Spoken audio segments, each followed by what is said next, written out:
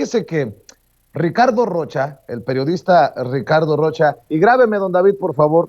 Fíjese que el periodista Ricardo Rocha se comunicó con su servidor hace ya, ¿qué será? Un par de semanas, Gunter, aproximadamente un par de semanas, para grabar una entrevista para un esfuerzo que a mí en lo particular me llamó la atención y participamos.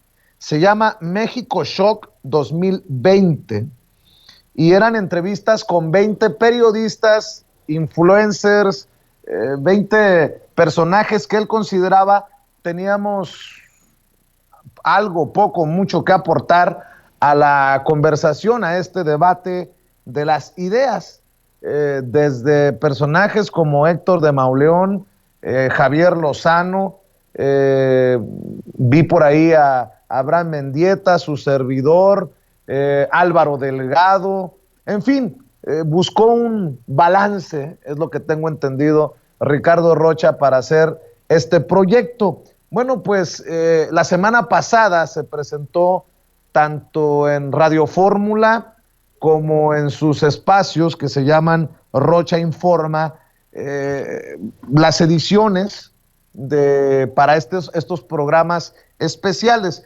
Esta semana inició presentando las entrevistas completas y les he pedido permiso para que ustedes vean y escuchen las reflexiones de su servidor.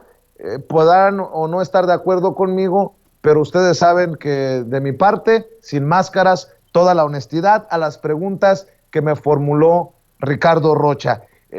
Aquí está lo que se publica hoy en Radio Fórmula y en Rocha Informa, y lo comparto con ustedes en Sin Censura y lo platicamos después con Toño. Esta es una producción de Grupo Fórmula. Vicente Serrano, periodista, creador de los conceptos Sin Censura TV y Sin Censura Media en Internet. Antes que nada, gracias por esta conversación. A tus órdenes, Ricardo. Gracias por invitarme.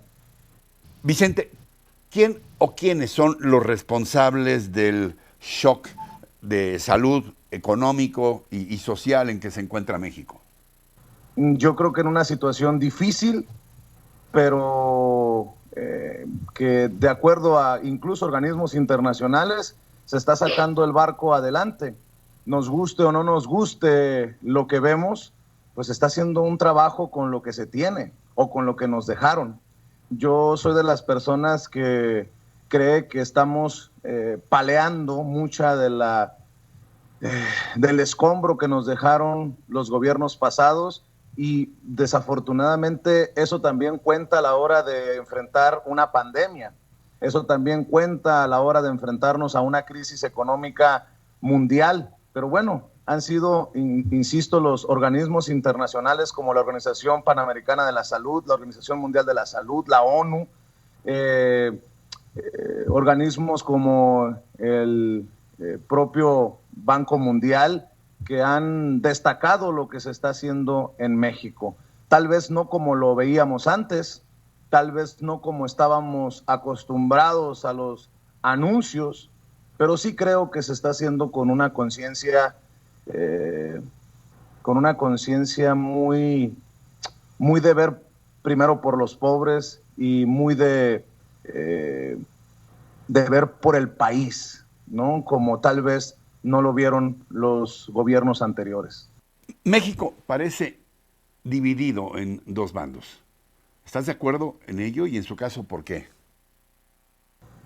En los que siguen defendiendo el status quo, en los que siguen defendiendo las formas corruptas de antes, y en los que buscamos una transformación. Si así es como está dividido en dos bandos, pues sí estoy de acuerdo. En los que buscan que los privilegiados de antes paguen lo que les corresponde de impuestos, en los que buscan que los millones a los que no les chorreaba nada, ahora vean un poco de luz. Pues sí, sí hay un país dividido, mas debo decir que la mayoría somos los que queremos un México diferente, o los que estamos tratando de construir un México diferente, y la minoría son estos que se siguen aliando para para el golpeteo político, para buscar recoger esos privilegios y eso a lo que estaban acostumbrados. Yo soy de los que piensa que no hay polarización cuando la mínima parte o la minoría son estos que dicen sí por México, pero yo pregunto por cuál México. Ahora, ¿cómo describes a quienes no piensan como tú? Pues creo que o como despistados, o como distraídos, o de plano como hipócritas y sinvergüenzas. Creo que nada más basta darse cuenta lo que dice, por ejemplo, Lozoya, y no hay que creerle a ojos cerrados, pero que nos confirma Carabeo, lo de las maletas con billetes para los senadores panistas. Basta con enterarnos de los grandes desfalcos y la forma en que se sirvieron con la cuchara grande en los pasados gobiernos para preguntarse de qué lado de la historia quiero estar. De la de esos que no tuvieron, con mucho respeto lo digo, madre, para repartirse a manos llenas, a pesar de que lo hicieron a costillas de millones que no tenían y tal vez sigan sin tener mucho o algo en nuestro país. Es una pregunta muy interesante y que da para la reflexión, Ricardo. ¿Cuáles, en tu opinión, son los dos principales problemas de México y qué hacer para solucionarlos? Los dos principales problemas. Creo que los residuos de los gobiernos anteriores que permanecen en puestos de poder hoy en plena cuarta transformación. Los tapones de los que habla Abel Hernández y de los que tanto hemos reportado nosotros en Sin Censura. Gente que ha brincado de gobierno en gobierno o que mínimo brincó del gobierno pasado a este gobierno y que sigue defendiendo intereses que no son los intereses de esa transformación o de ese cambio en México. El elefante reumático al que se refiere el presidente Andrés Manuel López Obrador. Ese, para mí, es un gran problema y es uno de los principales problemas para que avance lo que muchos pensamos como el México transformado, el México cambiado, el México que queremos. Y por otro lado, este amaciato de los corruptos en puestos de poder con el crimen organizado que nos tiene desafortunadamente en estos niveles de violencia, con estos problemas de inseguridad que pues que no están a la vista de todos, ¿no? Muchas personas quieren ver los resultados de la estrategia de seguridad de este gobierno en 2 años y no se dan cuenta, o somos muy ingratos o de plano somos muy ignorantes porque no nos hemos dado cuenta que esto se echó a perder no en 2 años, mínimo en 2 sexenios. ¿Algo más que quieras puntualizar, que no te haya preguntado? ¿Algo más que quieras decirnos con absoluta libertad? Ricardo, creo que también uno de los problemas principales que tenemos en México es una prensa, medios de comunicación, periodistas que se han asumido como enemigos de la transformación de México. Muchos de esos que recibieron grandes cantidades de dinero de publicidad oficial o de chayote en gobiernos anteriores. Y entiendo que la publicidad oficial no necesariamente era chayote, pero la publicidad oficial a manos llenas fue un vicio que llevó a muchos a prostituirse y hoy a querer confundir a la gente. Vicente Serrano, creador de Sin Censura TV, gracias por tu confianza. Estamos en contacto. Te mando un abrazo, Ricardo. Gracias. Mi querido Toño, nada más quiero agregar, porque Ricardo Rocha no me va a dejar mentir, que le sacaron al parche. Editaron parte de mis respuestas a Ricardo Rocha, porque mencionaba con nombre y apellido a Joaquín López Dóriga, a Ciro Gómez Leiva, a Carlos Marín, a Loret de Mola, y entiendo por qué editaron. Por eso rescaté esta entrevista, porque, y reto a Rocha Informa, reto a Ricardo Rocha, reto a Radio Fórmula a que publique mis declaraciones sin edición.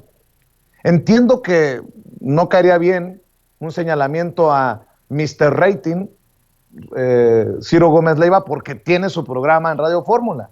Entiendo que no caería bien una crítica de su servidor a Lord Chayotes, Joaquín López Dóriga, porque tiene su programa en Radio Fórmula. Y entiendo que no hayan caído bien mis declaraciones sobre los personajes cuando yo dije que había un tercer problema en México, que era la prensa prostituida, vendida, corrupta. Y los mencioné con nombre y apellido. ¿Por qué les duele tanto? ¿Por qué, si hay, como diría Ricardo Rocha, absoluta libertad, terminaron editando las declaraciones de su servidor? Con mucho respeto, Ricardo, pero no podemos hablar de libertad absoluta cuando ustedes mochan, cortan, omiten las declaraciones sin censura de Vicente Serrano. Y le duela a quien le duela, le pese a quien le pese, yo me sostengo. Me sostengo incluso, se lo digo de frente, a Ricardo Rocha, por quien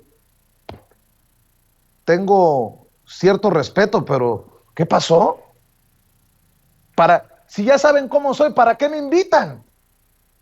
Si ya saben que mi honestidad, mi congruencia y mi lengua van por delante, ¿para qué me invitan si van a editar las declaraciones de su servidor?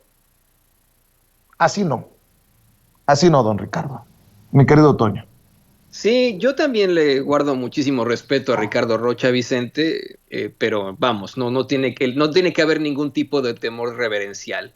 Yo como periodista, tú como periodista, podemos también entrevistar a Ricardo Rocha. Yo lo entrevisté hace aproximadamente 1 año y medio cuando fue a la conferencia de prensa mañanera a decirle al presidente López Obrador que él no había pues recibido como columnista millones de pesos en concepto de publicidad oficial, sino que tenía una empresa junto con sus hijos, una empresa de comunicación, ¿no? De medios de comunicación, y que eso era las percepciones que había obtenido.